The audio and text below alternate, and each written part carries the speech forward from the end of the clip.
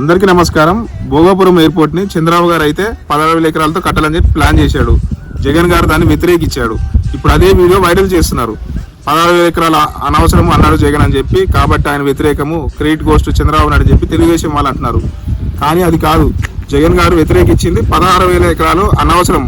నిజంగా జగన్ అన్న రోజు 16,000 ఎకరాలు వ్యతిరేకించాడు. తన అధికారంలోకి వచ్చిన తర్వాత 2,000 ఎకరాలు చేసుకొని పూర్తి చేసినాడు. జగన్ గారు విజనే అమలైంది. చంద్రబాబు గారు విజన్ అమలు కాలేదు.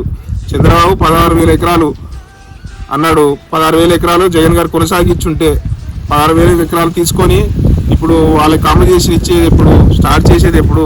జగన్ గారు వ్యూహాత్మకంగా చేశాడు. అంత అవసరం లేదు. ఎయిర్పోర్ట్కి ఎంత అవసరమో అంతే టేకప్ చేసుకున్నాడు.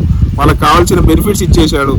కొన్ని ఇల్లు పోతే ఆ ఇల్లు కూడా టౌన్షిప్ పెట్టి నిర్మాణం చేశాడు.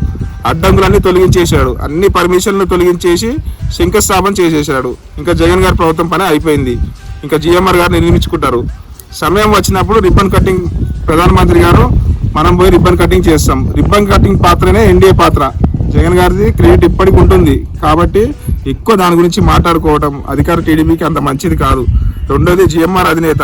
ఇప్పుడు జగన్ గారు చెప్తే ఇప్పుడు వైసీపీ వాళ్ళు నమ్ముతారు, చంద్రబాబు గారు చెప్తే టీడీపీ వాళ్ళు నమ్ముతారు. ఇప్పుడు అసలు ఆయన చెప్పేసినాడు, ఎవరైతే ఇంటర్నేషనల్ ఎయిర్పోర్ట్ కడుతున్నారో ఆయన గోల్డెన్ వర్డ్స్ వాడారు. నా అదృష్టము, నా జన్మ ధన్యమైంది. రాజశేఖర రెడ్డి గారు శంకుస్థాపన చేసేసాడు శంషాబాద్ ఎయిర్పోర్ట్ని.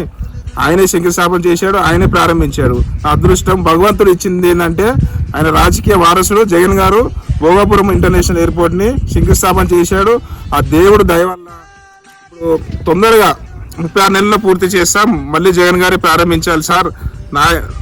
నాయనతో ఒక ఇంటర్నేషనల్ ఎయిర్పోర్ట్ కట్టారు, కొడుకుతో ఒక ఇంటర్నేషనల్ ఎయిర్పోర్ట్ కట్టారు. నా అదృష్టం అని చెప్పి ఆయన చెప్పాడు. ఇంకా అది రికార్డు, అది అయిపోయింది.